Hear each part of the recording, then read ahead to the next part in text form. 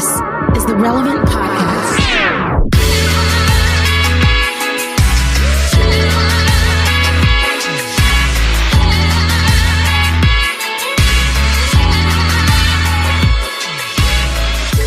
It's Friday, April 2nd, 2021, and it's the Relevant Podcast. Here in Orlando, I'm your host, Cameron Strang, and joining me from Loverland, Virginia, it's the birthday boy. Today is his birthday, Jesse Carey. Hello, hello. Happy birthday, Jesse. Joining me from Nashville, Tennessee, artist, producer, mogul, Derek Miner. And not in Austin, Texas, in Redding, California today, from a hotel room, author, podcaster, Jamie Ivey. Hey, guys. So, Jesse, birthday boy, April 2nd, as we know, The only mistake God ever made was that he got your birthday off by one day. A couple hours, you know? But, it's the early morning baby. I could have been the April Fool's. And, you know, it would have been a lifetime of awesome gag gifts, you know? And, like, you know, I could invite people to a birthday party and just not show up and just be like, April Fools, you guys didn't actually believe this. You guys have fun. I'm doing something else, though, with other friends. No, but this year's weird because I was reflecting the other day. I was like, you know, when I look back at this past year, it just as my birthday, how was it as a year compared to recent ones? I was like, you know what, it actually sort of bookends. Well, hopefully it bookends. Hopefully we're coming to the end of this thing. But like last year, right at my birthday was kind of the beginning of our lockdown. And now, you know, it's a year later, about to celebrate another glorious year of birth. And it looks like we might be getting close to the end here. Everyone, you know, these vaccines. I got an email from the CDC saying, you know, my turn in line's coming. So who knows? Jesse, maybe this Jesse, is have you not been reading the news? Florida is making another wave happen. Are you kidding me? Spring break. All the numbers are going back up again. Everything's going back up because of spring break. With me. No, and all the regulations are being relaxed, and everybody's thinking life's back to normal. And all of a sudden, for the first time in like 2 months, all the numbers are going back up for infection rates and stuff. So I'm not lying. I had to check out. I don't look at the numbers. I don't look at the news anymore. Well, I mean, I never really watched the news like that anyway, which is kind of ironic because people are always like, you're a pawn to liberal news. I'm like, I don't really watch it like that. But I haven't been watching. I needed a break. Like the seesaw of 10 million cases to 0 cases to 10 million to 0 is just too emotional. It's exhausting. I was like, hey, y'all call me when we're done. Yeah, I'm not trying to give people false hope here, guys. This is my birthday, but we like it. We like it, Jesse. I'm just saying, while people are celebrating that I exist, go ahead and celebrate that at least there is a light at the end of this tunnel. That's all. That's all. That would be a great birthday present to me, listeners.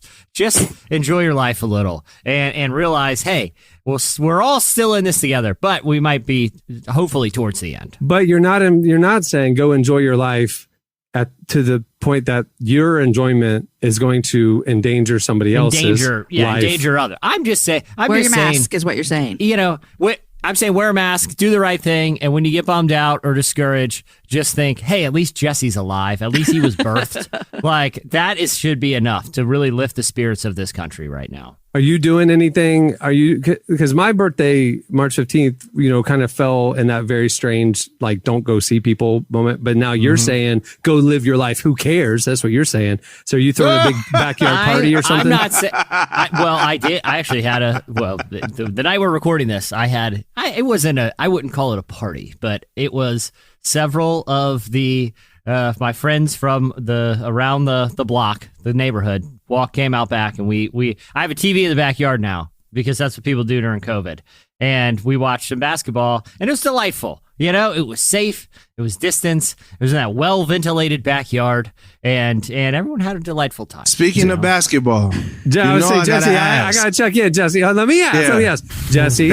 Okay, this you know, last week, everybody listened. We were expecting a miracle. And so what I learned in the last week is that the Baptists are right and that miracles are only in the Bible, and they ended with the apostles because ORU's miraculous run came to an end, and now ORU is a Baptist school. Is that what you're saying? Savage. Or you could say it was a miracle they got that far. I mean, come on, you can still look at it as a miracle. So it's kind of like a non-denom situation.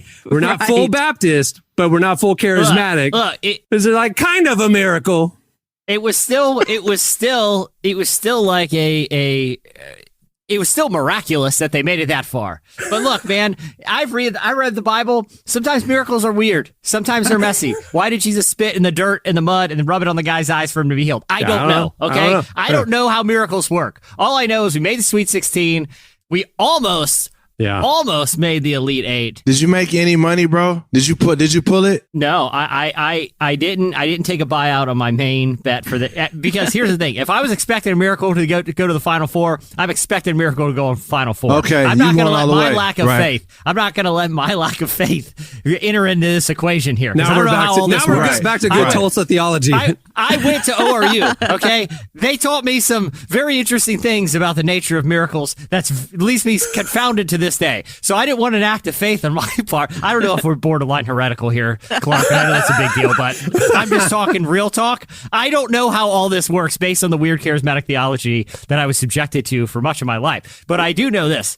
Either way, I was going to keep that rolling, Derek. I wasn't going to pull it. I wasn't going to accept a buyout for that. But I did have other.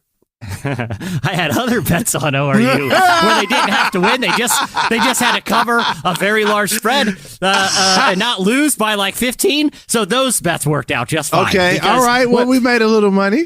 I don't just expect a miracle. I double down on a miracle. Okay, I double down on a miracle. Right. It's called hedging. It's called hedging your miracle. Okay, because if your miracle doesn't have a smaller miracle lined up. So this is what I'm wondering, because I mean, I'm not really a gambler. I don't really. Well, I guess I don't know. I trade stocks, so maybe that's gambling. But I have a friend that has literally turned off of FanDuel $5 into $1,000 twice.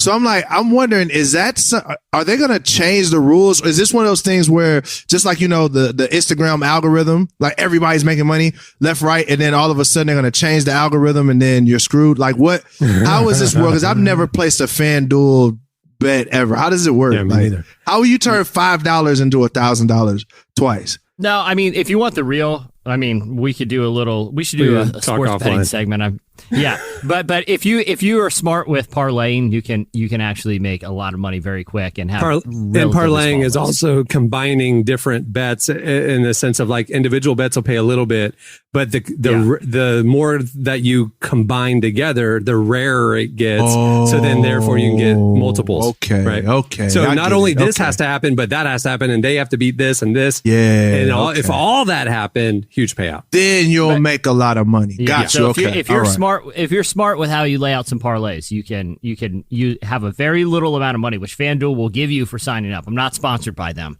but they will give you money to sign up in states where it's legal, and you can just kind of goof around on it for free. And but that's the best way. If ORU had won that game, they would have played Baylor. And that would have set up a Baptist school versus a charismatic school. That would have been fun. That would have been fun. That would have been really fun. Loyola, if they had won, then there would have been a Catholic school in the mix too, Yeah. I think Gonzaga's a Jesuit school. I could be wrong about that, but I thought they were. Oh my goodness. All we need is like a reformed school. No, they don't have sports because like they already know the outcome. But God knows. Hey, Clark, I need you to go get the DJ K Slay. I don't know if you know DJ K. I need you to get the DJ K Slay machine guns for that one. I need some machine guns. Just mow down all the reform. Their bracket's predestined. All right, predestined. There's no point in playing the game. They don't even have sports. I need the guns, the Nas guns. Okay, I do want to say this about the ORU game. Guys, in our little text thread, I felt like a mom because right after they lost, I said they had a good run. And Cameron was like, too soon. And I was like, oh, what a mom move. I was like, guys, y'all did a great job. I'm so proud of y'all. Just let us mourn. Just let us be, Jamie. Don't encourage us right now. I felt bad because I was walk through the valley of the shadow of death. You got to go through it. You don't shortcut that process. You got to mourn to then have the joy. I just wanted to tell you guys that was a great run. Good job, guys. So I guess somebody trolled me because I wasn't watching the game, but I was on Twitter and somebody was like, ORU is going to the Elite Eight. So I'm like, congratulations. They were up by like 13. It seemed pretty safe. I was like, congratulations. And then next thing you know, I was like, oh, I'm sorry. I thought it was over. The thing is, it came down to a last second clean 3-pointer. look three from one of the best shooters in the country. Hey, that's basketball, you know? Yep. Yeah. But props to the ORU Golden Eagles. You gave us all something to cheer for, friends, and we're excited to see you come back next year. We were all charismatics that day. Thank you for winning me some illicitly gotten some birthday money money off of the Lord's team. Thanks, guys.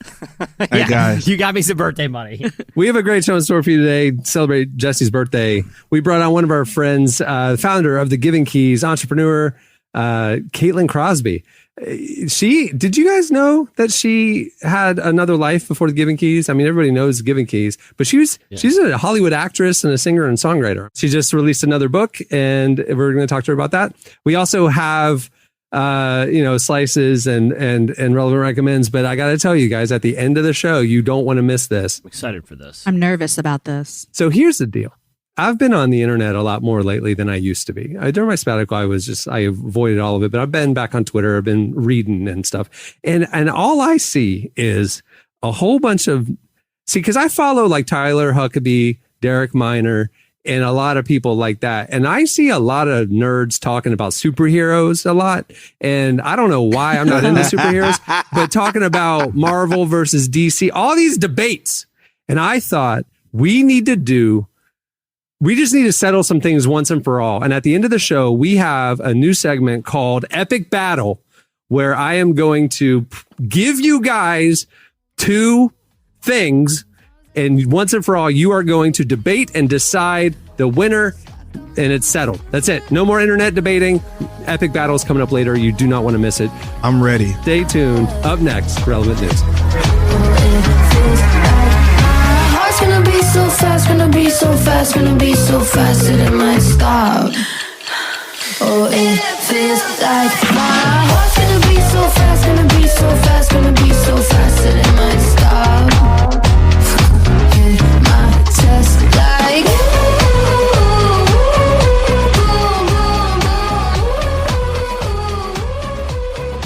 You're listening to Upsall. The song is Stop. But don't stop listening to Upsall. Well, today's show is brought to you by Apartment Life. You've got to check out what our friends at Apartment Life are doing. They believe every individual is created for a community, so they're building that community among apartment neighbors. Right now, they're looking for folks who love Jesus, get excited about hospitality, and really take the opportunity to be with people when life gets tough. And get this, working with Apartment Life, they will equip you, walk alongside you, and provide you with either a reduced rent apartment or a part-time salary. To find out more, visit apartmentlife.org/relevant to join them today. You don't want to miss this life-changing opportunity to really show the love of Christ to neighbors, especially these days. Go check out apartmentlife.org/relevant. Love them. Okay, it's time for Relevant News. Please welcome to the show, Relevant Senior Editor covering the intersection of faith and culture, Tyler Huckabee. Hey, Tyler. Hey, everybody. Happy Good Friday. What up? Thank you. Happy Good Friday. Do you say that? Do you say and to you as well? Is there a liturgical response to Happy Good Friday? I don't even know. And with your spirit. And with your spirit also. I think it's just kind of the whole Easter weekend. Yeah, it's kind of the whole Easter weekend. Happy Holy Week. Happy Holy Weekend. Yeah, I've never heard anybody say that ever. Well, can't we all say like he is risen, and then you say like he isn't risen on Good Friday? Not yet, but he will rise. He did rise. And real talk, like I would feel weird, I think, saying someone a happy Good Friday. You know what I mean? Like this is like the one feels day. Very weird, guys. Yeah, I'm with you. This is the one day. This is the one day in like like where it should be kind of somber. You know, theoretically, I remember one time I was off on Good Friday. Guys, I'm just being real here, okay? Like, let's real talk. This is going to sound irreverent, okay? I was off on Good Friday, but I went to it was like a chapel service or like a church service thing, Good Friday morning, but I had made plans to play golf, and I never play golf. But some people invited me out. I was like, yeah, sweet. It felt really weird out there just, chopping it up, joking around, being a doofus on the golf course on Good Friday. It just felt inappropriate to me. After you went to church? After I went to church, and it was a reflection on the crucifixion, and I'm out there being the dummy, doing a donut in a golf cart. It just felt inappropriate. But so maybe the greeting is Good Friday. Good Friday, sir. Good Friday. Maybe we Good Friday. Yeah. Good. Good Friday. Well, good Friday to you, Tyler. Good Friday to everybody. I feel like we need to redo the intro now. I feel like how do we do? I'm worried that my old Bible profs, your old ORU profs are going to be calling you up being like, you wish somebody a happy Good Friday. What, I didn't teach you all anything. The Reform profs wouldn't call us because they already knew that we were going to do that. So it didn't. Okay, Slade. And he did rise. I need the machine gun. All right, what do you have, Tyler? It ties into all this, actually. This is a pretty decent segue. So this was you probably saw this study. This study did get passed, or the headline got passed around quite a bit, but there is a little more nuance to the story than made a lot of people's conversation around it. So this new Gallup poll came out that touted the fact that 47% of Americans as of 2020 are a member of a church, synagogue, or mosque. That's the first time the number has fallen below half since Gallup first started asking this question. As recently as 99, that percentage stood at 70%. In 1937, when Gallup first started polling Americans about it, it was at 73%. And we'll go on. There is some stuff to unpack there, but does that surprise you? Less than half of Americans say they're a member of a church, synagogue, or mosque for the first time in coming up on 100 years. I'm not surprised at all. I have a question, Tyler, about how they categorize membership, right? Like, yeah.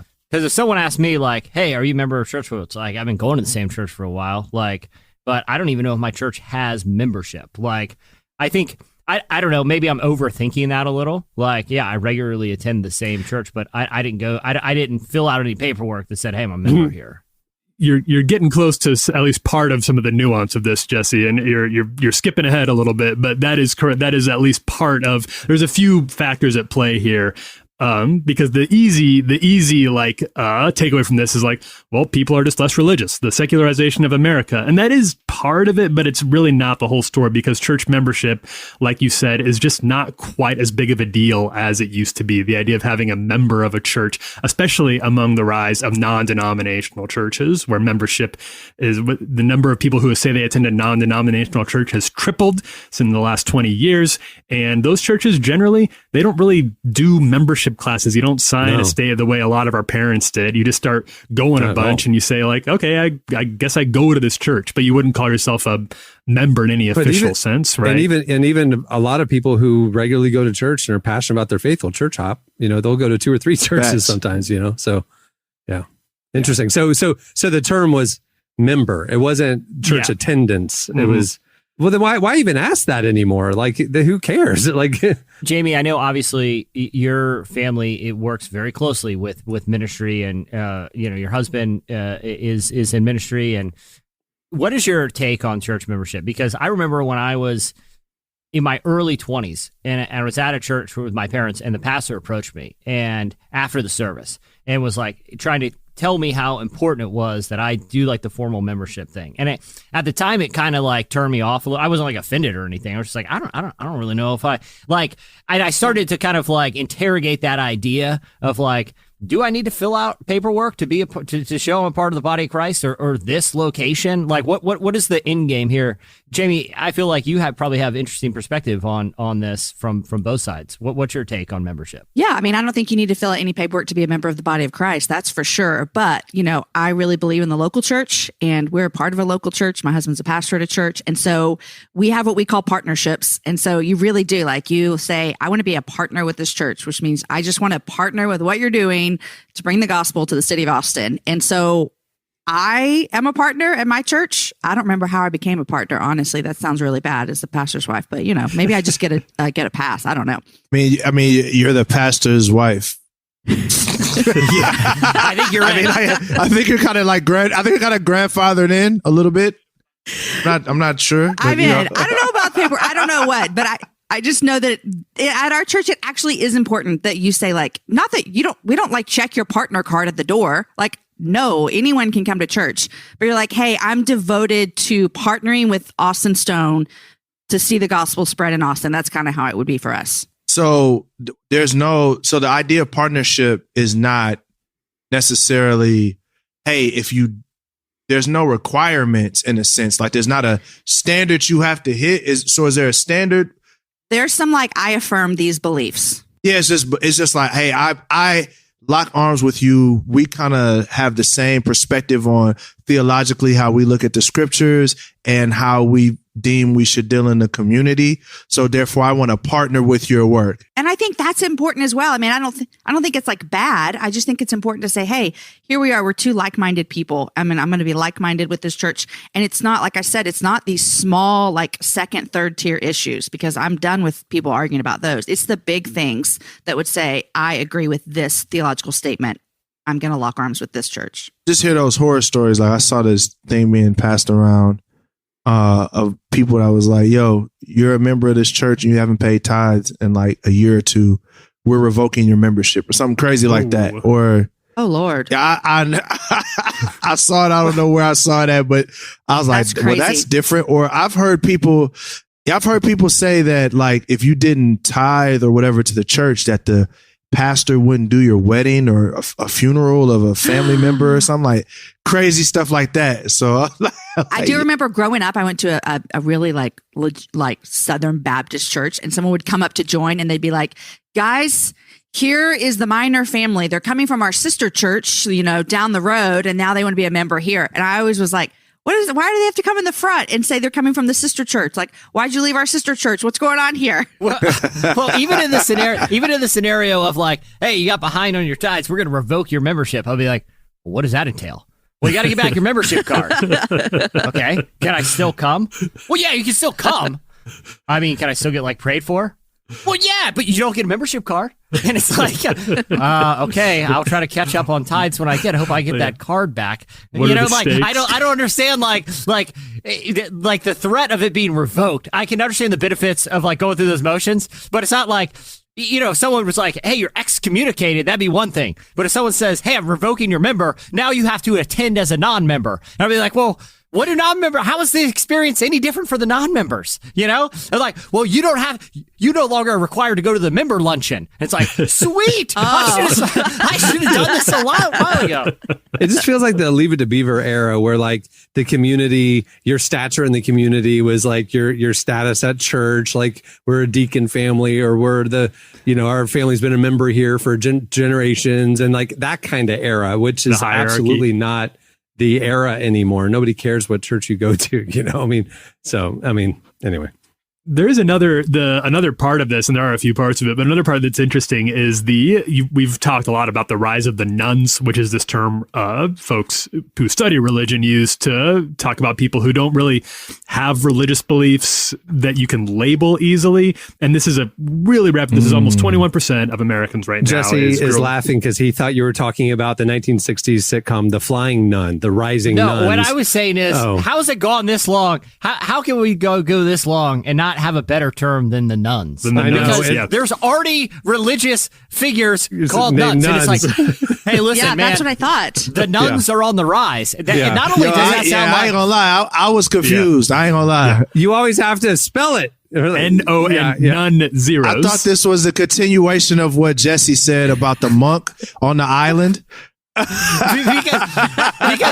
the way Tyler said it, like in theory, it's like, hey, the nuns are on the rise. There's more nuns now than there ever were. I'd be like, oh, that seems pretty cool. That seems pretty cool. But the way Tyler says that, he goes, a lot of people have been concerned about the rise of the. It's like nuns. There's a nun uprising. They're rising up like Planet of the Apes, and there's a nun uprising. It's just nuns. They're everywhere. The nuns are out of control. They're on the streets.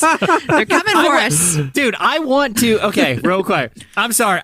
How funny would it be if I were like, if I position myself as an expert on the rise of nuns, and I called up like Gabe Lyons at Q, or I called up the Catalyst folks. I'm like, hey, book me for like a seminar about the rise of nuns, and I just went into like Q conference and did a whole thing about how I thought these numbers were about nuns, and we have to be very concerned about a potential uprising. I'm almost tempted to just do that if I didn't know people there so well, Yeah.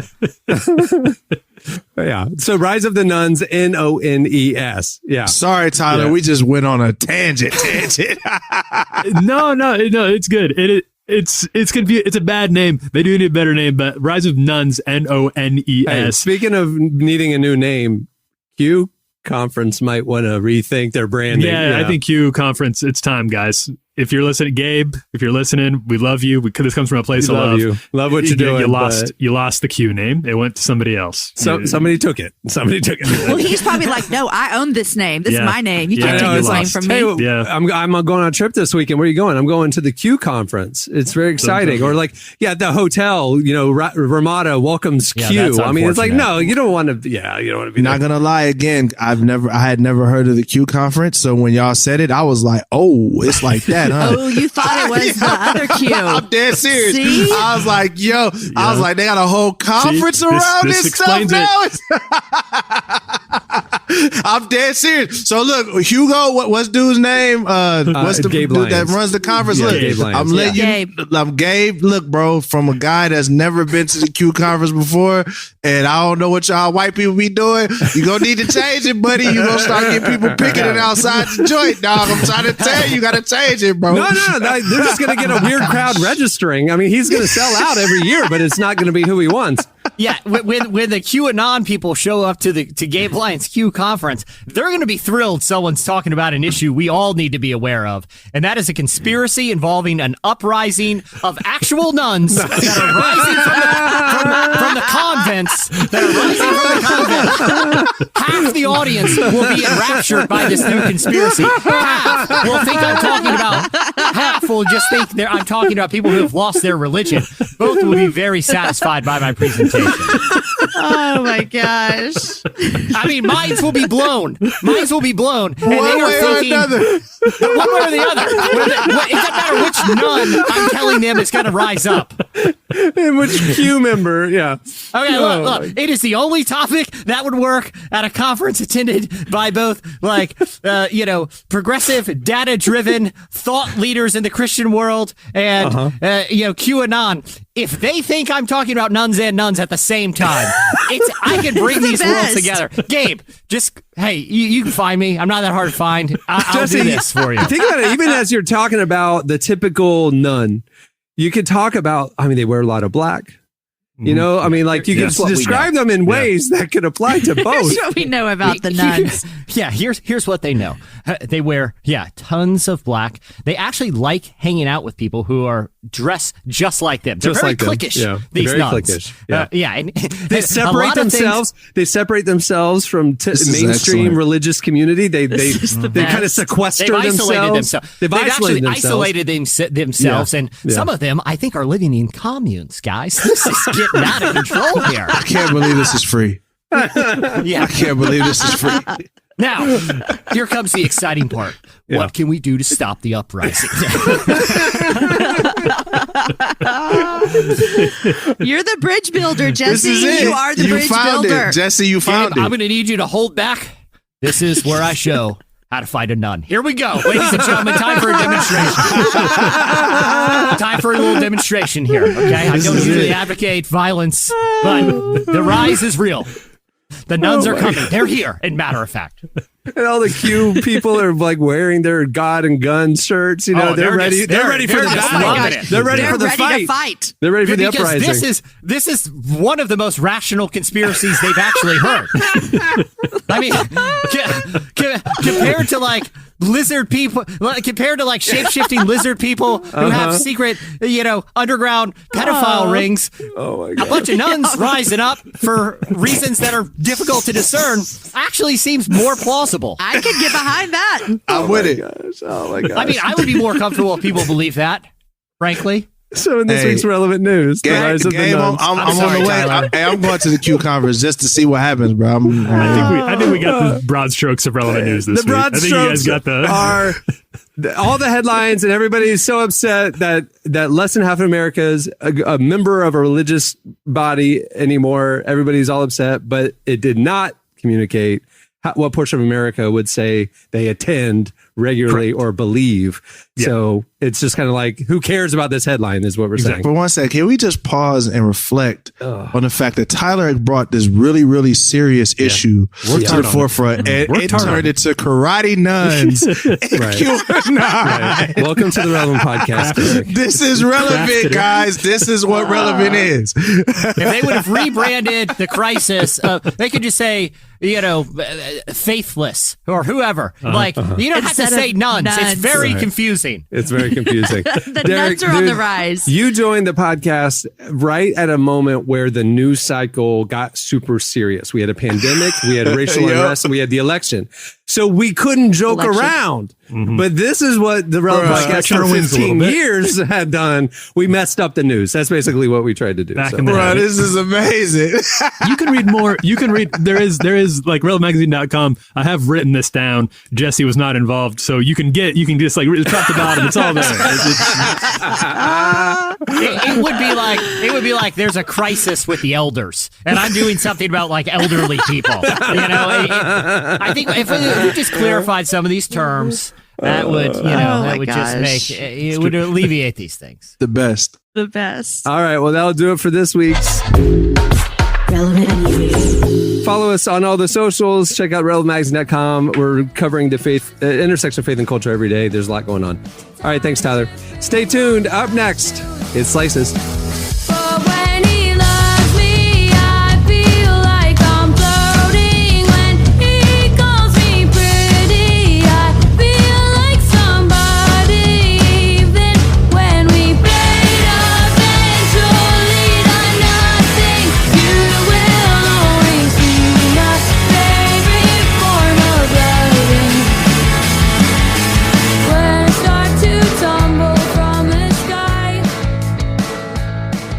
You're listening to Beach Bunny. The song is Cloud 9. Well, today's show is brought to you by BetterHelp. 2020 was interesting. So let's do a mental health check-in.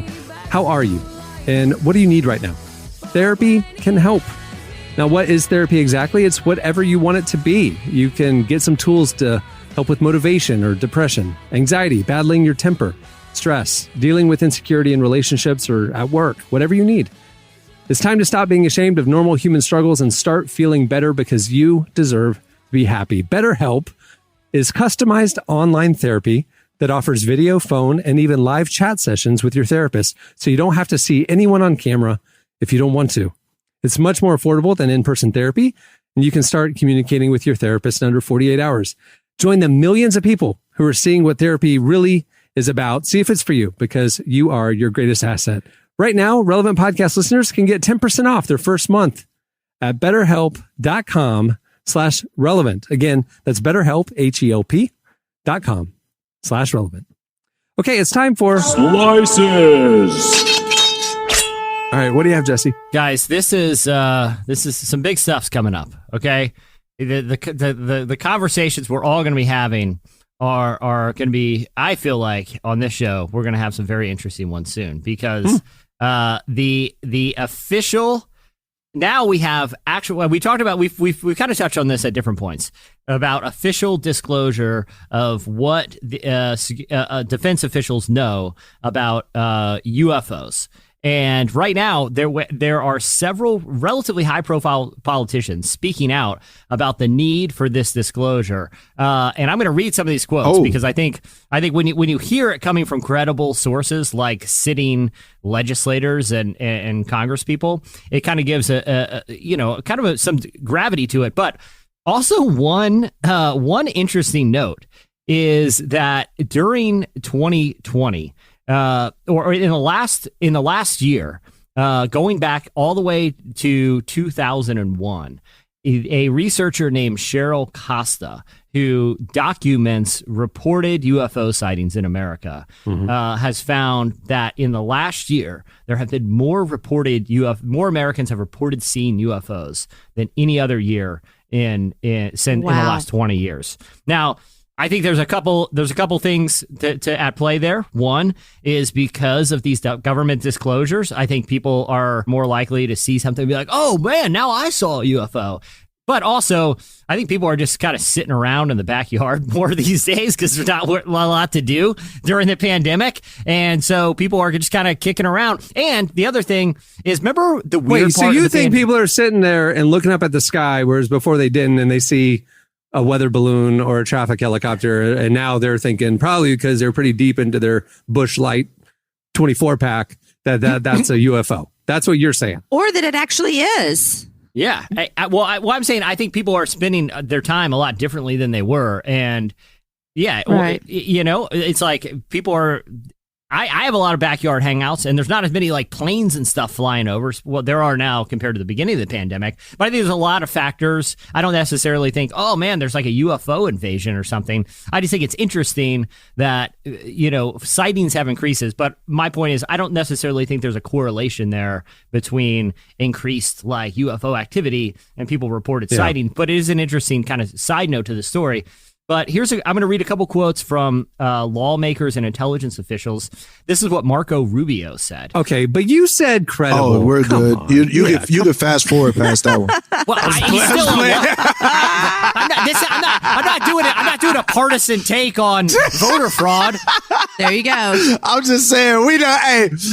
Hey, Rubio be flip flopping though. One minute Rubio is acting like Trump, then the next minute I don't know. We can't take him serious, bro. Like we don't know who he is. You guys are acting like I'm endorsing him here. I'm giving him one quote he said about aliens. He's a sitting congressman. I'm just saying, Jesse.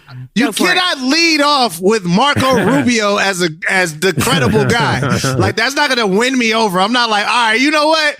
Like, bro, you gotta give me somebody like I would even took Rand Paul, bro. Like if you didn't Rand Paul. Like, you know what I'm saying? All right. I'll start with former Senator Harry Reid, a Democrat from Nevada. All right, who was the Speaker of the House for like 20 years. We'll give you this. Okay? Yeah, I'll rock with Harry. I'll read from a nonpartisan perspective, someone who may not be credible but holds a position that I think warrants hearing his book. Okay, I bet. Until he changes his entire perspective because a former leader said something contrary to what he just said. So then now he goes, no, yeah, you're right. I changed my view. Again, if I was talking about voter fraud, I would agree. But I'm like, I don't know if the UFOs aren't partisan yet. Jesse, you just led off with Hawkeye.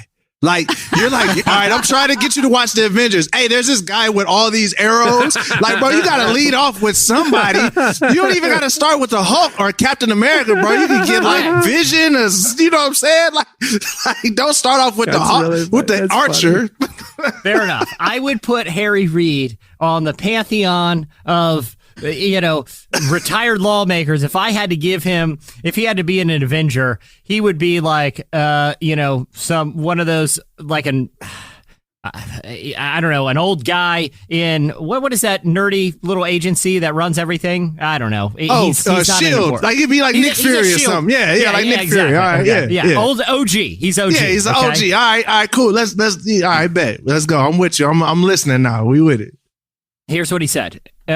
So Harry Reid has served as Speaker of the House for almost 2 decades. He said the U.S. needs to take a serious scientific look at this and any potential national security implications. The American people deserve to be informed. We always look for an explanation. Weather can cause disturbances, visual disturbances. Sometimes we wonder whether or not our adversaries have technology that are a little bit further down the road than we thought or we realize. But there are instances where we have to have good explanations for the things that we've seen. The implication is there aren't explanations for the things that we've seen. And actually, this comes from former intelligence director John Ratcliffe.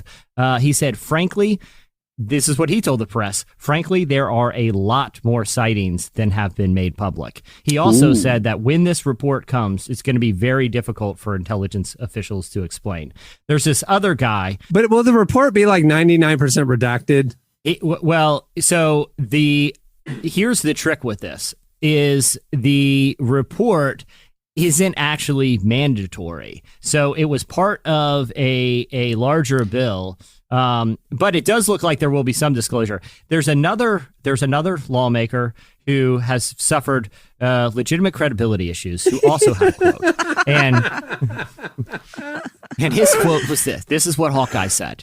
Okay? This is what Hawkeye said after every Avenger was like, you're lame. You don't deserve to be on the team anymore. You had a chance to stand up and do what was right, Hawkeye, and you didn't. And you will forever, your legacy will ever be marred by it. Okay, here's what that individual said. The bottom line is, if there are things flying over your military bases, you don't know what they are because they aren't yours, and they're exhibiting potentially technologies you don't have at your own disposal. That, to me, is a national security risk, and one that should be taken seriously. Now, his quote comes just before a report from another security official who said that they have video of objects performing maneuvers, including breaking the sound barrier, or how about going as fast enough to break the sound barrier without actually breaking the sound barrier, something that, to our knowledge, is physically impossible. We all saw the national security threat is real. We saw Independence Day. They go and they sit in the sky and then they blow up the White House. We know what's coming. I agree with all this. Listen, I'm just going to say it because none of y'all going to say it. Trump might not be that stupid with the Space Force thing. Remember, he had the meeting? He did the Space Force thing. Oh, he had the meeting with the aliens. He ripped off the Star Trek logo, the Galactic for Force, sure. Right? But, or whatever. Yeah, Galactic Force. So, you know. This Trump is what you always remind hey. us of, Derek. And they had to hush Trump up because he was going to blow the whole thing up. He was about to spill the beans because they've been going up and meeting. Here's my, I got, if you guys care, I have two theories. Okay. Quickly. Okay, really quick. One, I think it's plausible that there could be other life out there, and if dude, biologically, come on, of course there is. I mean, look how vast the universe is, and you would intuit that they would seek to find other life in the universe, like we have sought to. I think that's the possibility number one. The other possibility is, I think that the technology that military infrastructure actually possesses is decades and decades and decades ahead of what is available, not just to consumers, but even theoretically available. And there is a legitimate chance here that what everyone is seeing is actually, kind of test technology or highly advanced technology that's performing operations like top secret. Yeah. I mean, whether it's weather control stuff or whether it's, surveillance stuff, whether it's, kind of space stuff, because it's been exposed so many times, a better move for the intelligence community. One that this is out of their playbook. I've actually been listening to this really great podcast called Smoke and Mirrors that looks at how the CIA, starting in the 1940s, started recruiting magicians, like stage magicians, to be consultants for their agents, because magicians are masters of deception, of stagecraft, of distracting you with one thing, and theatrics, right? So those are three things that the intelligence community has long utilized to hide secrets. So what better way to hide technology than to allow a narrative to foster in the public that would take, because they'll never just concede, hey, we think there's extraterrestrials. They'll lead us to believe that, possibly to hide legitimate terrestrial technology. And those airline pilots that recorded this flying thing that we've all seen that moved in a way that things don't move. Like, say hypothetically, there's a top secret operation testing a completely new way of flight, and it's out there. Well, those airline pilots don't know that, and they would have nobody was going to say, well, you just saw our new test, and so now all of a sudden it gets out there and it looks like an alien ship and stuff. Dude, that's brilliant. And that's honestly, probably very likely that's what's going on. That's pretty logical. That seems, because again, they've embarked on the CIA has done mass disinformation campaigns for decades. It's just been their modus operandi. And so it's not implausible to think they would lead the public to believe this in order to protect national security secrets. That's interesting. Sounds like a Netflix series is what it sounds like. All right. What do you have, Jamie? Well, I have some good news, guys. Sweet. We need it. Well, I think it's good news. People might disagree, but I think it's good news. I think everyone here will think it's good news as well. Virginia has become the first Southern state to end capital punishment and the 23rd state overall. Amazing. I remember seeing that. So excited about this. It is the first Southern state. I actually did not know that as well, but it's pretty notable because Virginia has executed more than 1,300 people over its 400 plus year history, the most of any state, you guys. Well, that might be wrong here. It says the state has executed 113 people since the Supreme Court allowed executions to resume in 1976, second only to Texas.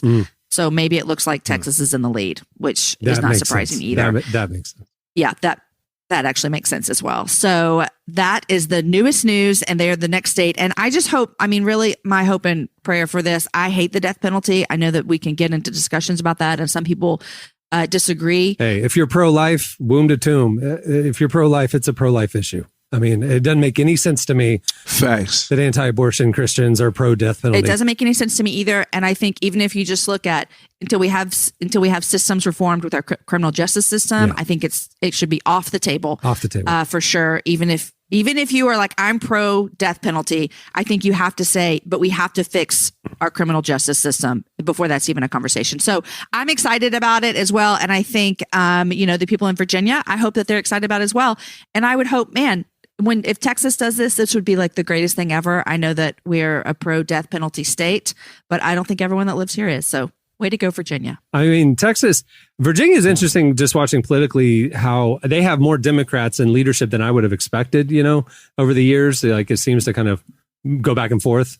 And it's gone blue in the last two presidential elections as well. Obviously I live in Virginia. We have a Democratic governor, and it's a complicated state. One, for its history, it's obviously and recent history. You look at Charlottesville, but it's also, there's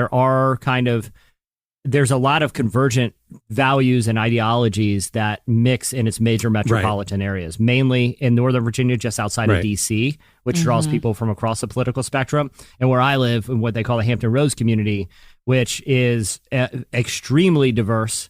But it's also home to some of the biggest military bases in the country. It's, our demographics are pretty young. It's a very young area. But also culturally, it's been an area that has, I think the figures that are really kind of popular here and have a lot of influence are people who kind of have a more progressive approach to especially social issues, people like Pharrell. And, you look at the Something in the Water Festival and kind of a lot of the people he's brought in, and that have big voices in the area.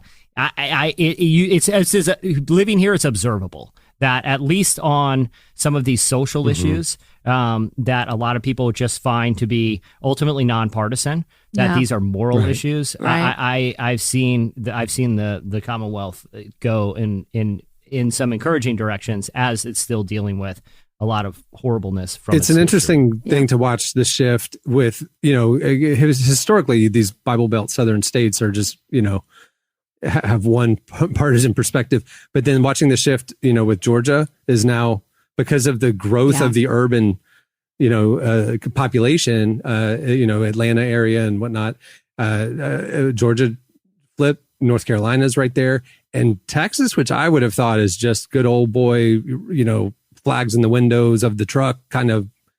I mean, look at Austin and look at the last election, how much closer things are getting.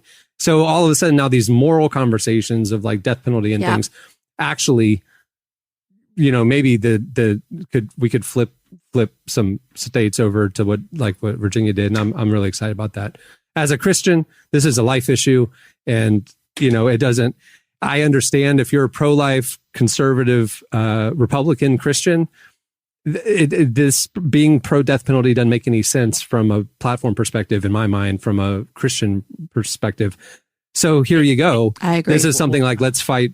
Both sides are wrong, right? If you're pro-life, if you're a Democrat, they're anti-death penalty, but they don't, think that, the unborn are worth fighting for. And then the converse on the other side. So I think, this is where we can maybe find some common ground no matter what party you're in, if you're a believer. Yeah, exactly. In my opinion, there's 1,000 reasons why we shouldn't support the death penalty, largely because of, the moral impetus, but also of how the inequity of how it's applied. Right. Yeah. Like it targets certain. But the other thing too is like if you were just look objectively at the ideology. This is what sometimes is confusing, and I think it's good to kind of take partisanship out of it, because even if you consider yourself a conservative who believes in limited government and maintains those values, there's no more power you can give to the government than give it permission to murder its own or kill its own citizens. Ooh. That is not a function of limited government. That is about as extreme of a power you can grant the government, in my opinion. So it is interesting to see how this issue will be, kind of handled in other states moving forward. Yeah. As believers, we should stand up for life and human dignity. I think that's what Jesus talked about. So there you go. All right. What do you have, Derek? Vaccine passports. They on the way, baby. Actually, they already here. Tell me more. Israel has something they have called the Green Pass. So the idea of the Green Pass is it's a digital, I guess it would be like a QR that you code put on your forehead that you'd be able to, in your phone, that you'd be able to present in your phone. And it would allow people to know whether you've been vaccinated or not.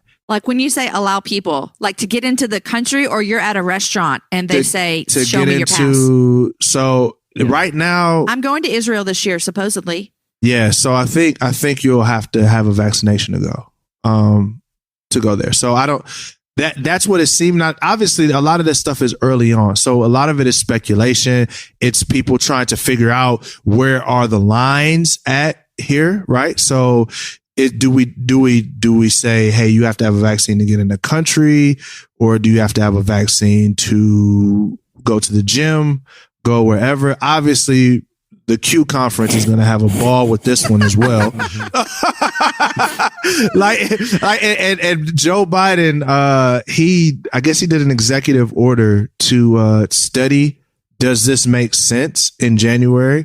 So he does an executive order say, hey, private sector, figure out the idea of what a vaccine. So, that's really going to help. But I think the thing that I also saw, before everybody gets too conspiracy theorist, also within that vaccine passport, it also will log if you've had a negative test or not.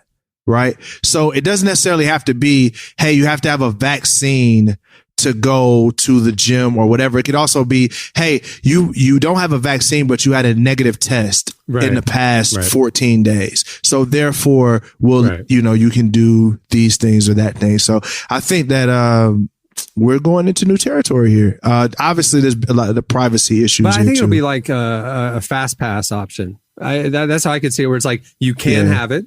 And then those like going to a sports event or a concert, if you want to show it, you're right in, no problem. If you don't want to show it, that's okay. We have these other things you can do to show that you don't have the COVID, so I'm totally fine with it. It's optional, but if you want to do it, you are fine with it. If it's optional, if I can choose to say, you know what, I got vaccinated, I don't feel like sitting here and getting it's like pre-check at the airport, TSA, right? So if you don't have to have pre-check to go through to get on the airplane, but if you want to skip the line and all those different things, you just scan your little fast pass and you can go.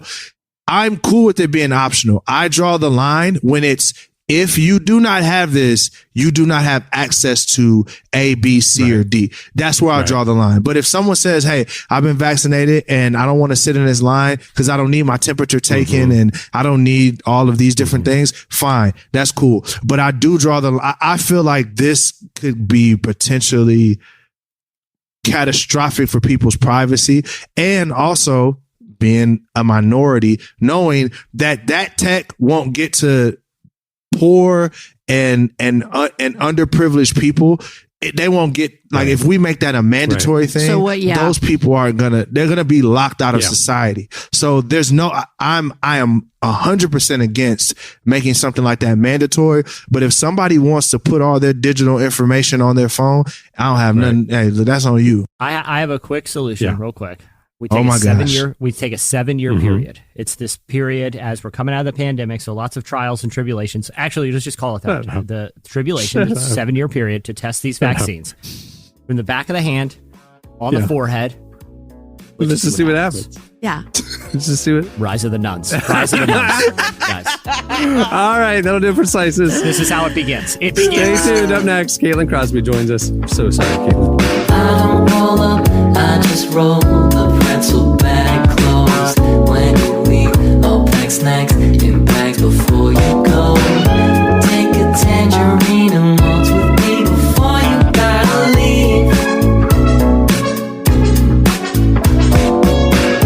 We try to always seize the day, but it always gets away. You're listening to Temper X. The song is Delayed. Well, today's episode is brought to you by podcast creation platform Anchor. If you haven't heard about Anchor yet, it's the easiest way to make a podcast. First of all, it's free. There are custom tools that allow you to record and edit your podcast right from your phone or computer. Anchor will then distribute your podcast for you so it can be heard on Spotify, Apple Podcasts, and every major platform. The cool thing is you can also make money from your podcast with no minimum listenership. It's everything you need to make a podcast in one place. Download the free Anchor app or go to anchor.fm to get started. Well, Caitlin Crosby is the founder of The Giving Keys, a jewelry company based in LA that's provided jobs for people transitioning from homelessness to make jewelry out of repurposed keys. The keys are created to encourage others and ultimately be given away to pay it forward. It's a really, really cool thing they're doing. Very fashionable stuff they're making. In fact, it was Giving Keys was selected as one of Oprah's top 10 favorite charities. Caitlin has a new book out right now. It's called Every Word Matters, and she joined us to talk about pursuing faith and entrepreneurship. Here is our conversation with Caitlin Crosby.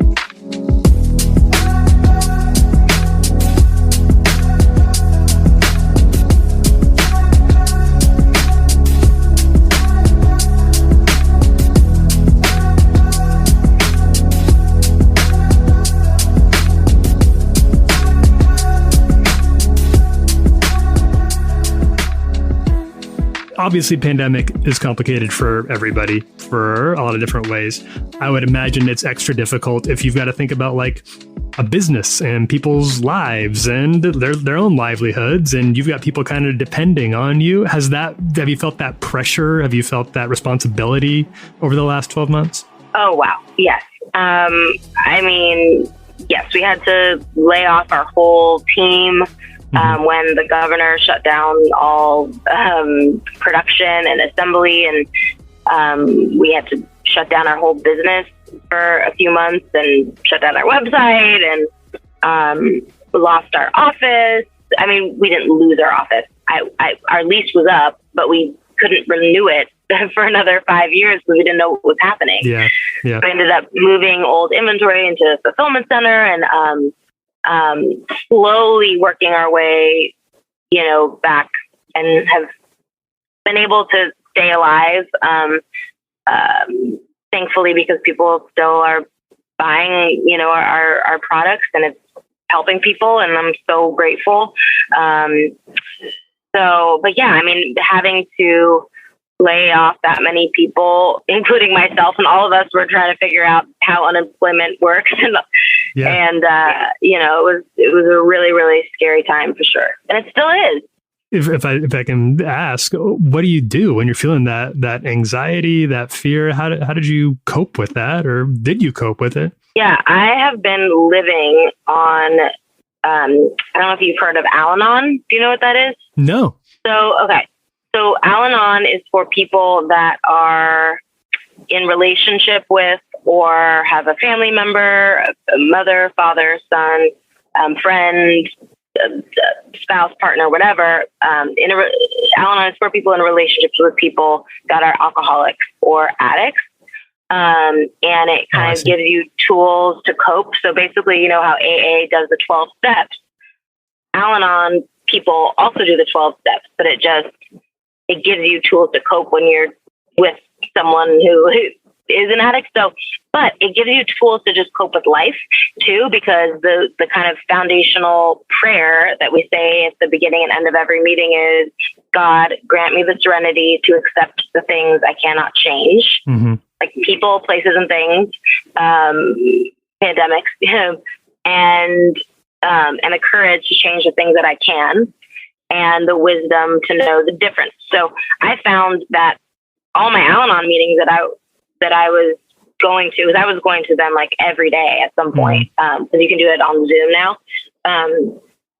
I mean, we had a few big investors that I was really excited about. They were really big deals that were going to literally change the Giving Keys for the better and change my life and all this stuff. And it was super exciting. It was like a 30-day close. We had attorneys. It was almost done. And then the shutdown happened, and having to surrender and let go of control. And so, so that has been very, very, very helpful. There's like a lot of slogans and working steps, and I've been, living off Al-Anon.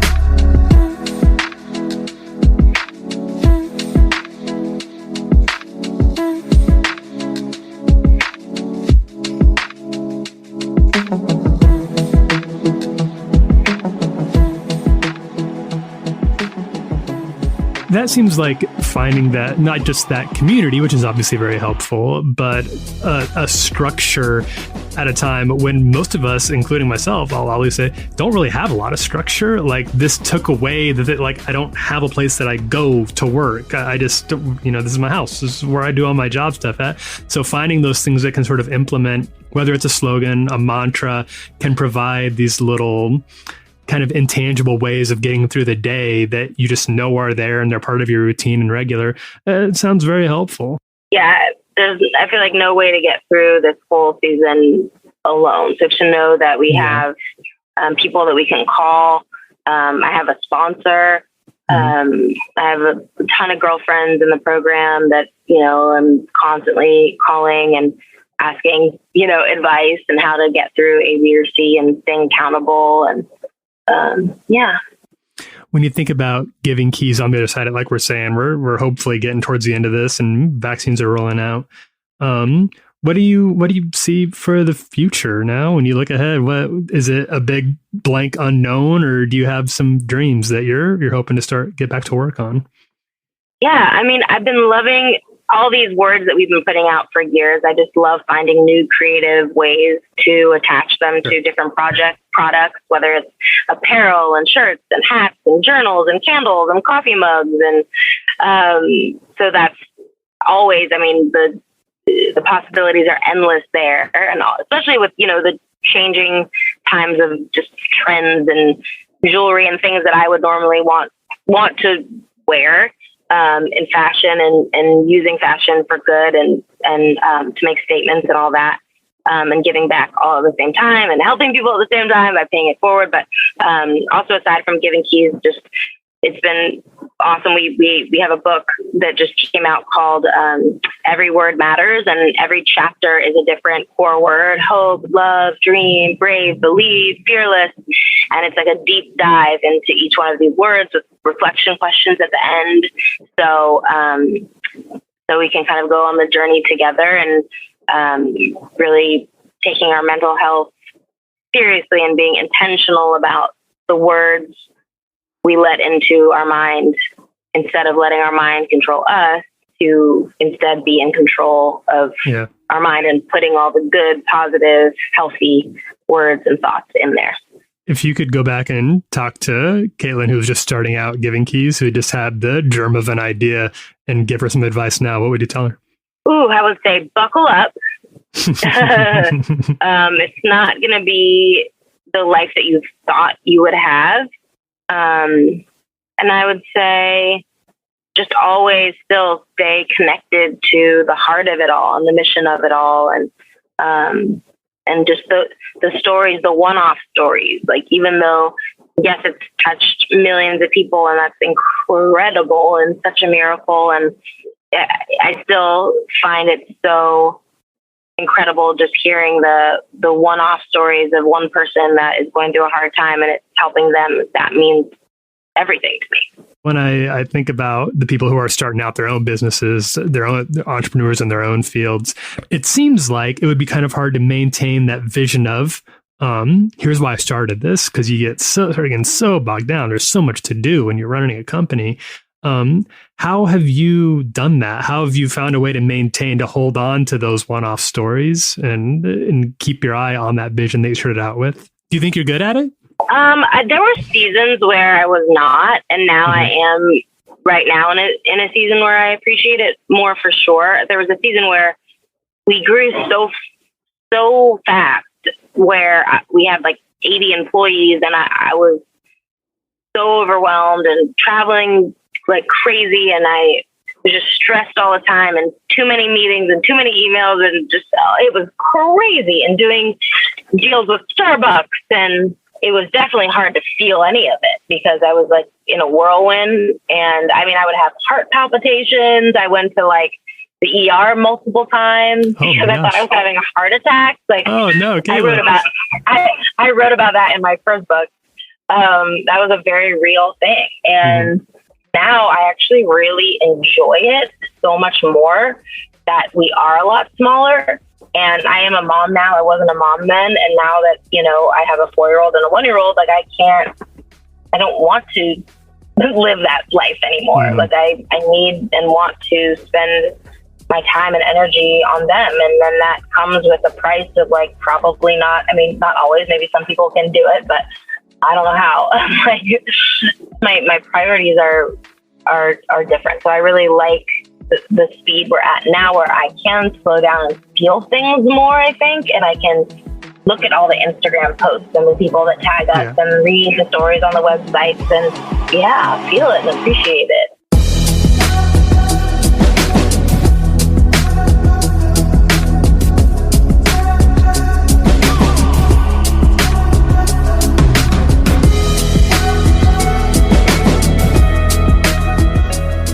That was Caitlin Crosby. Check out The Giving Keys and her newest book, Every Word Matters. It's out now. Stay tuned. Up next, oh man, it's time for Epic Battle.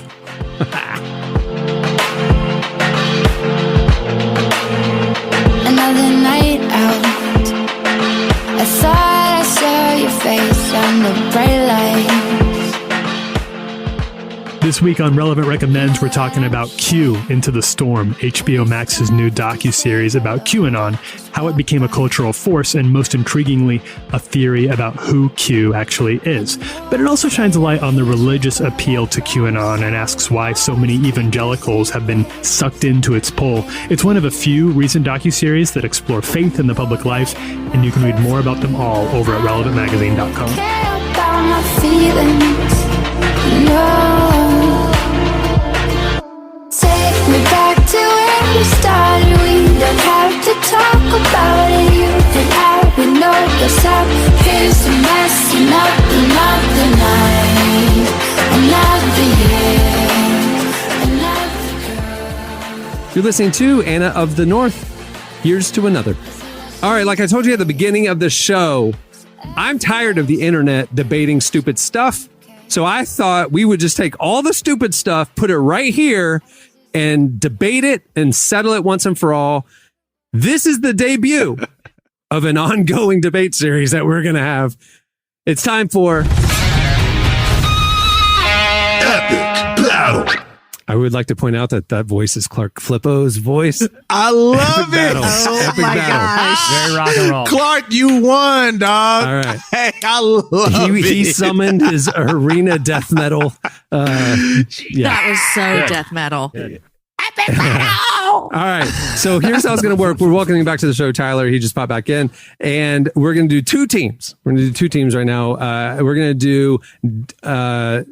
okay, so we're going to do Derek and Jesse versus Tyler and Jamie. Those are the teams for Epic Battle. I'm sorry, Tyler. Okay. Right so on. what we're going to do is... This is good. This is pretty... Here's what we're going to do. I battle. have a selection of... there's like debate club in school. Like there's two sides of the debate and you're assigned a side and you gotta...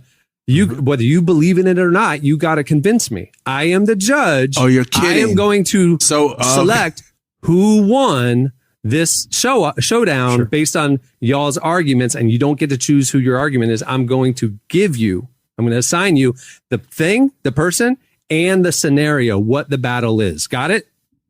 I'm just going to let Jesse cook. All right. So here's the two. Okay, so here we go. We'll let Jesse cook. Running a little hot today. I'm going to need to tap out. This isn't Derek's lane. Jamie, I'm counting on you, Jamie. This is straight from nerd culture on the internet. I'm tired of this. Derek and Jesse, you're going to take Batman. Tyler and Jamie, you've got Spider-Man, and the battle is a street fight. A street fight. Who wins in a street fight between Batman and Spider-Man? And tell me why. Derek and Jesse, why does Batman win in a street fight against Spider-Man? Okay, I think we needed some ground rules here because you've got a 20-second window to make your best argument. Okay, Spider-Man's disqualified because they totally reinvented him and basically gave him a sweet bat suit. That was them conceding that in order for Spider-Man to even be relevant, Tony Stark needs to go and be his Alfred and make him all this, tech. Interesting. Okay, whatever. Batman. Whatever. Spider-Man's in Batman's Tyler and Jamie, there. why would Spider-Man win that battle? First, can I say, you guys know I'm going through all the Avengers. I haven't got to Spider-Man yet, guys. All right. I'll take point on this one, Jamie. I'll take point on this. I just need you to back me up. That's all. Okay, go, Tyler. Spider-Man wouldn't need the cool Tony Stark suit from the Marvel movies. He could go old school Tobey Maguire Spider-Man. We could go from the Sam Raimi movies. He's stronger than Batman. He's stronger? He's stronger than Bat. He's got the proportional strength of a spider. Batman is just a rich. He's a rich guy. He's got a scary suit. Spider-Man wouldn't be scared of Batman originally. He'd be able to go in there with his extra spider strength muscles. And I don't see Batman lasting in this one for longer than 30 seconds. I have the rebuttal. Okay, the rebuttal is this: one, Spider-Man did not plan for the fight. You know, he came into it by the seat of his pants. Batman has already studied every single weakness that Spider-Man has, and he probably has his Aunt May kidnapped right now. So he has leverage on that point, and he's probably created a suit that probably matches the strength of Spider-Man. So now if the suit has matched the strength of Spider-Man and Batman is a ninja, he's going to destroy Spider-Man hands down, no question. I didn't know we could take hostages. It's a street fight. Hey, all fair love war, baby. Jamie. I think that because Cameron, you said this is a street fight. We cannot forget that. And I think that Spider-Man is scrappy. And so he's quick. Batman's not even going to see him coming. And then he's going to wrap him up with all those things. Webs. Yeah. And he's going to just get him in his web, and Batman's going to be stuck. But he's going to be, this is the thing, he's scrappy. Batman's not even going to know what came for him. Jesse's argument was he's a ninja. He's a ninja. That's literally what ninjas do. They know what's happening at all times. Request for bonus time. Okay, go ahead. Granted.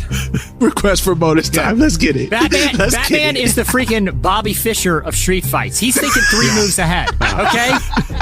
That's his whole gig. Spider-Man, he already fought a Batman-like guy with Punisher, and he could barely beat that guy. And that was just some maniac with a bunch of guns. Okay? Batman actually has strategy here. Okay? Literally some rogue lunatic nearly killed Spider-Man. Okay, Tyler, do you have a rebuttal for that overtime? This is the final word. I just don't think. I think that Spider-Man refuses to. He's got too much to fight for. He believes he's not going down. He can stand up all day, and I don't think Batman has enough ninja moves to take out somebody who could realistically he held that whole ship together, that whole boat together as it was falling apart because he's just too strong for any normal. I'm sorry, Batman is normal. Any normal person to take down. Spider-Man wins. Okay, I have a decision. I think the most compelling argument came from Derek. That means Derek and Jesse win. Batman wins in a street fight against Spider-Man. That is definitive. It's settled. No more nerd debates online. Here we go. Next one. Oh, there's 2? No, there's 7 rounds here if we want to get through them. We're doing this again? Oh, no, okay. Okay. The scenarios keep going. Let's get it. Keep going. All right, here we go. Okay. Do y'all remember, y'all know the aggro crag from Nickelodeon's Guts? Yes, Guts. The final challenge of Guts 100%. Is the aggro crag. Never it's seen a this huge in my entire life. Mountain. I got it, Jamie. That then at the top of the mountain, they're throwing things down and you're trying to get to the top of this mountain. Oh, you know what I'm saying? Yeah, Nickelodeon's Guts, the aggro boulders. crag, boulders, it's rock climbing, all this stuff. In a showdown, who would scale the aggro crag first in a showdown between Godzilla and King Kong? The movie comes out, Godzilla vs. King Kong comes out today. So here we go. We're going to debate this one. Okay. So taking the side of Godzilla is Derek and Jesse. Taking the side of King Kong is Tyler and Jamie. Tyler and Jamie, you're up first. Tell me why King Kong gets up the aggro crag first. Jamie, do I need to run point on this one too? I don't even watched know. a lot of guts. I've never seen King Kong or Godzilla my whole life, so I got you. It's a big monkey and a big lizard. This is easy. This is easy. We got this one in the bag, Jamie. King Kong is a gorilla. This is his environment. He is a born climber. He is built to scale exactly. You could not design a monster that more adequately climb. No other monster could more adequately scale the aggro crag than King Kong, who is all about that climbing lifestyle. This is I don't even. We can just pass this one. Derek and Jesse, tell me why Godzilla expects a miracle and actually wins this one. Have you guys seen freaking Godzilla? He shoots a laser fire beam out of his mouth. And guess what? Here's what I know about Godzilla. He's not all that concerned about following he's not even concerned about following the rules. To my knowledge, the guy will destroy cities and literally millions of people and not miss a beat. What? He's just going to laser breath King Kong before the match even starts. Godzilla fights dirty. King Kong ain't even close to the aggro crag. I was not expecting this. This is actually a closer debate than I thought. And that's a different angle. Okay, Jesse, I see you, boy. He just gonna kill King Kong before he even get up there. Okay. All right? I'm just saying. Rebuttal, Tyler and Jamie. Okay. All right, Jamie, I trust you. A gorilla versus a lizard. That's all I need to say, right? A gorilla will take that lizard and pick it up and swing it by its tail. That lizard is not even coming close to the mountain. There you go. King Kong all the way. Oh my gosh, you're right. Swinging Godzilla around by his tail. He's gonna swing. All right, Derek, rebuttal the rebuttal. Here we go. Final word, Derek, right now. Go for it. He's gonna laser his arms off, so he's not even gonna be able to even swing him because he ain't gonna have no arms, and then their arms gonna be the same size, and then this is gonna be Godzilla feet. He's gonna laser his arms off. He's gonna walk up the joint. That's what it is. Last time I checked, King Kong was vanquished by a couple Cessnas with 1920s Tommy guns. AK-47s. So you're telling me 1920 crop dusters with Uzis on them can take him down, but the laser breath of an eternal dragon, hell beast. Oh yeah, sure. Okay, I gotta admit, when I put this pairing together, I thought I was telephoning it that the gorilla would climb the mountain. But I forgot about the lasers, and I gotta say, I think the winner is Godzilla. You're giving it to him again. Godzilla. Oh man. Let's get it. He's gonna be laying there limbless. We've won these handily both times. All right. Here's the next one. All right. So who would win in a hot dog eating contest between Hulk and Garfield the cat. On the side of Hulk, we have Tyler and Jamie. On the side of Garfield the cat, we have Jesse and Derek. I'm going to let you go first, Tyler and Jamie. Tell me why Hulk wins in the hot dog eating contest. I'll start because you're going to need to pull up the rear on this, Tyler, okay? Here's why Hulk is going to win. Because if anyone has ever had anger issues and emotional issues, you know that the only thing that satisfies that sometimes is a good hot dog. And so Hulk is going to go in and he's angry and he's upset and he's mad and he will just eat and eat and eat and he has no feeling. He loses control of himself. So there's no stopping the hot dog eating when Hulk gets in. Interesting, not bad. And, Jesse and Tyler, I know you're thinking cartoon cat, but you got to remember, Garfield would eat entire pans of lasagna. Well, you can't help, Cameron. I'm just saying. You're just the listener. That's why we were. Derek, would you like to take the first round, or you want me to? I'll lead off because I know you got the heat, Jesse. I'm gonna lead off. Tell me why Garfield wins. I'm gonna lead off. Do it. I think Garfield wins for two reasons. One, I think because Hulk is so emotionally unstable, he won't eat. He'll just destroy all of the hot dogs. So he probably won't even. He'll get mad, or he'll just get mad because he's not eating. And when you eat and it's like a depression eat, you don't get full. So I think he'd get frustrated and then he would stop eating. And the thing with Garfield's patient. I mean, Garfield's just sitting there, one hot dog at a time. When you look at a hot dog eating contest, it's not the person that's really, really like intense. It's always a person that's just like real calm, and they're just like pouring water over the hot dog and they just slurping it down. I think that's Garfield's strategy. That's my personal opinion. All right, rebuttal, Tyler and Jade. I'm gonna full credit to Derek. I think that you raised some good points about the mental state of both contestants here and the emotional state. But we're talking purely physics here. Garfield he's a big cat. He's a big cat, but he's not as big as the Incredible Hulk. Hulk has a solid 9 feet on Garfield. You can just fit more hot dogs in it's a container. It's a container. Right. We're talking about where these things go. Right. Garfield would literally burst open. He would explode, spewing hot dog entrails everywhere while Hulk's just getting Tyler, started. To be fair, though, Tyler, Garfield the cat does eat entire pans of lasagna, which wouldn't normally fit in a cat. Big. Well, I'm just saying. He's a big cat. I'm acknowledging the size of that he's a big cat. Yeah. Cameron, whose team are you on? I'm not on a team. I'm just pointing out. So, Jesse, final word. Jesse, tell me why Garfield. Here's what I'm saying. You gave a climbing contest to a lizard over a monkey. We know who Cameron's rooting for. Yeah, because your monkey is laying limbless with lasered off arms and legs, while Godzilla does what Godzilla always does and just kills everything. It's a preposterous question. He would not play by Nickelodeon rules. Okay, Garfield. Okay, the thing about this is we have no indication that the Hulk would even participate in such a contest. Okay, Hulk is a man of science. Okay, when he's Bruce Banner, you think Bruce Banner? That's like saying, oh, I bet Elon Musk would do a hot dog eating contest. No, he's Elon Musk. He's like the smartest dude. He's not going to degrade himself. He's not going to do it. You can't convince him. He's just going to get mad. He's going to turn into the Hulk when you ask him. He's like, guys, I'm the best scientist in the world. I'm not going to do a hot dog eating contest for your entertainment. Meanwhile, Garfield every day is a hot dog eating contest for that guy. All he does is lay around and eat. Okay? His whole life is an eating contest. It just never ends. This is another ridiculously easy one that I think Derek. All right, we stipulated Hulk. We stipulated it was the Hulk. It was not Bruce Banner. Can I remind the judge that it was Hulk and not Bruce Banner? That's right. I just want to have that on the record. Yeah, you can't just sub in somebody else because you don't like the rules. Jesse, that was a weak point. Maybe because I don't know how Hulk works. He's at the laboratory company picnic. It's like he's just having fun with his friends. You don't know. He might be in the mood. All right, but I think definitively the hot dog eating contest is won by Hulk. I think Tyler and Jamie got it for sure. Exactly. All right. 9 feet. Exactly right. Good luck talking. We're running out of time, but we got to get to this one. Okay, here it is. The Bible sword drill. Y'all know it. You grew up Baptist. You went to Awanas. You got a Bible sword drill. I was in Bible drill. There you go. Got Bible drill. I never heard of it. I was in Bible drill. Okay, explain it, Jamie.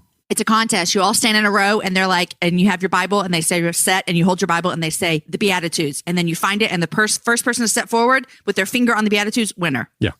Or like find this verse. Right, or, whatever. Yeah. Okay. Yeah. Bible sword drill. Gotcha. Here we go. Yep. Here's the two contestants. Lil Nas X. Oh, God. We know he grew up in the church. Knows his theology. We know he knows his theology. There's scriptures on these shoes. I'm just saying. Lil Nas X against Wolverine. Yeah. There's this obscure comic from the 70s where he gives his life to the Lord and becomes a Christian. So Wolverine also has a church background. So Bible sword drill between Lil Nas X and Wolverine. Taking the side of Wolverine is Tyler and Jamie. Lil Nas X, Jesse and Derek, and Tyler and Jamie. Right. Wolverine, you're up first. Go. Good Lord. I'll go first, Tyler, so you can pull up the rear here. This is why I think that Wolverine would win in a Bible contest, because I know a lot of people, and when they come to know Jesus later in their life, they are like into the word. They can't get enough of it. They devour it. They read it and have it with them all the time. It's on their phone. They put it on their wall. It is everywhere they go. And Wolverine, in his conversion, cannot get enough of God's word. And so he will win the Bible drill. Wow. Okay. What do you guys got, Derek and Jesse? I mean, this might be a controversial take, but I think Little Nas X is out here playing chess while a lot of people playing checkers. I think he's stirring the pot. He's making people think about big Bible issues, even in a very uncomfortable way. I don't know. I feel like anyone that can get that many. Wolverine isn't going to get the entire internet talking about issues like what the Bible says about sexuality, about the literal figure, our literal interpretation of what hell and the devil look like, about spiritual warfare. Lil Nas X, in the course of 1 week, has people who never cared about those topics before acting like they've always cared about it. Interesting. That seems like someone who could probably get some Bible talk going. Interesting. All right, rebuttal, Tyler and Jamie. I think that this is another one that is just coming down to, like, I think Jesse raises some good points there. I don't dispute any of that. But kind of like in the Garfield Hulk situation, you've just got to think in terms of sheer science here. And what Wolverine has that Lil Nas X doesn't is age. He's been around longer. He's just had more time to get a handle on the bot. We're talking specifically sword drills, not interest, not like how like interested you are in spiritual things, like just knowing where in the Bible you turn, Psalm 13.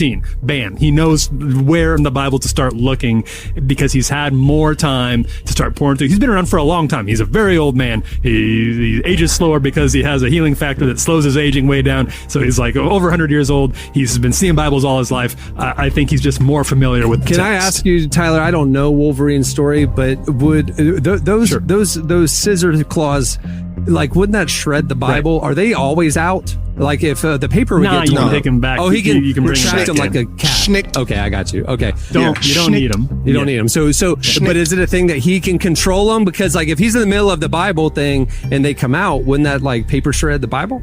He has self-control. He has the fruits of the Spirit in him. And so he has self-control over his features. Because he's a Christian. All right, so final argument. Why does Lil Nas X win the Bible drill? I'm going to give you two reasons why.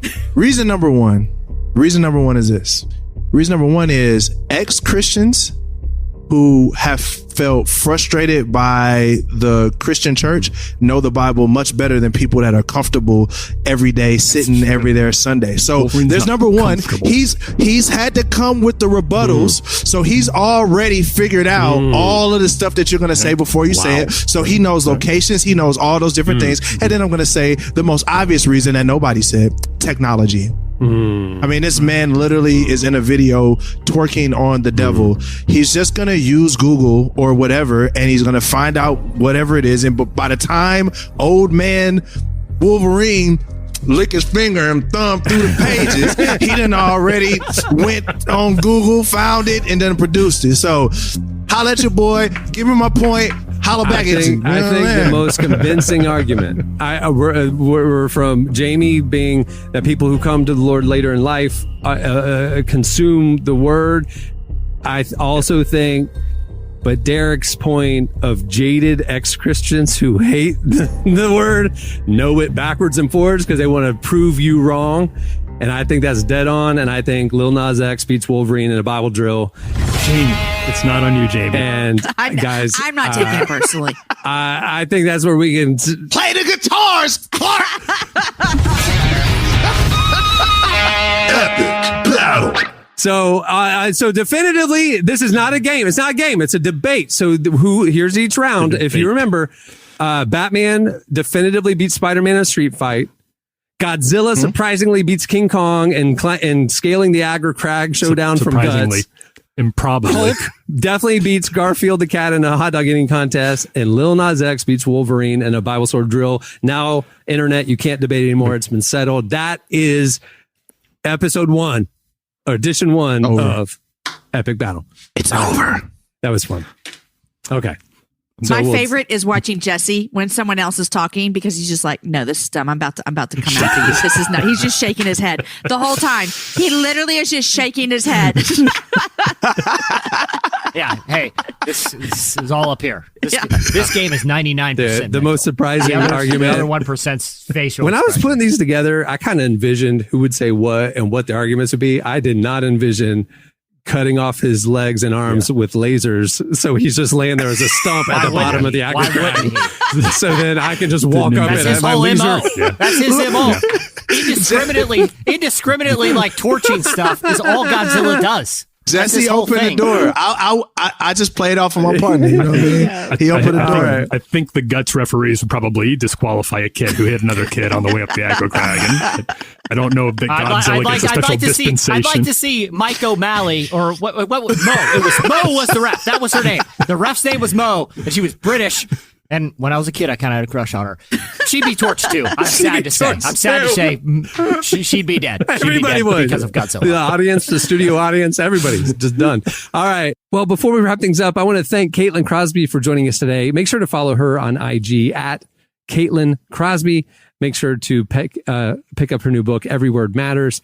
And if you like cool, meaningful jewelry that gives back and makes a difference, check out the Giving Keys. They're doing great stuff. Hey, have you seen the new issue of Relevant yet? The March-April issue is out now. We're at the halfway point of the issue. If you've been putting it off, go check it out.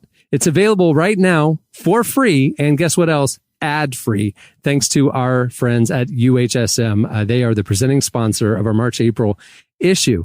It features Johnny Swim on the cover, one of our favorite groups. Also, we have a feature with Nate Bargatze, comedian, hilarious guy, has a new special out on Netflix. I just watched it last night.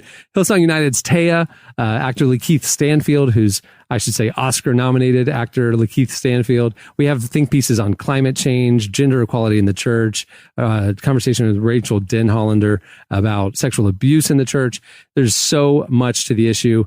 Go check it out. It's available now. Just go to relevantmagazine.com, click on the magazine tab. There it is. It's available for free and ad-free. Thanks to UHSM. Pretty awesome. We have a presenting sponsor like that. Hey, also while you're at the site, make sure to check out Deeper Walk. It is our daily devotional. We post a new one every morning. And also there is not only a new devotional at our site, you can sign up for the Deeper Walk newsletter to have it delivered to your inbox. So when you pick up your phone laying in bed first thing in the morning, kind of bleary eyed, look at your phone, maybe that top email sitting there in your inbox, well, spend a couple minutes with it and start your day on the right note. Deeper Walk. Also, check out the new Deeper Walk podcast. We have a daily devotional podcast. It follows the email and article list. So maybe, you want to listen to your devotionals instead of reading them. We got all the options, whether you're a visual learner or an audio learner, whatever it is, we got it. You can check out the Deeper Walk podcast wherever you get your podcasts, and make sure to go to relevantmagazine.com/deeperwalk to check out the Deeper Walk series. It's really awesome. Well, on that note, we will wrap it up. I'm Cameron Strang. I'm Jesse Carey. I'm Jamie Ivey. I'm Derek Miner. Hey, we will see you next Friday, everybody. Have a wonderful, holy weekend. Happy Easter, everyone. We wish you the best, and we'll see you next week.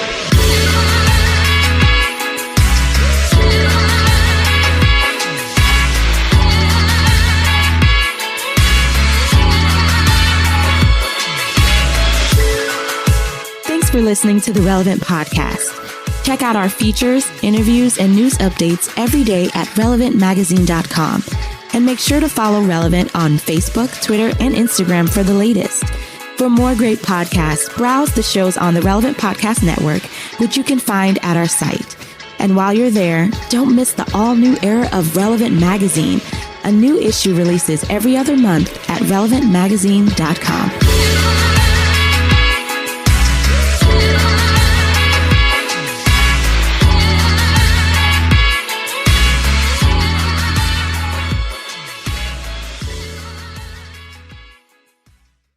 There's a nun uprising? Relevant Podcast Network.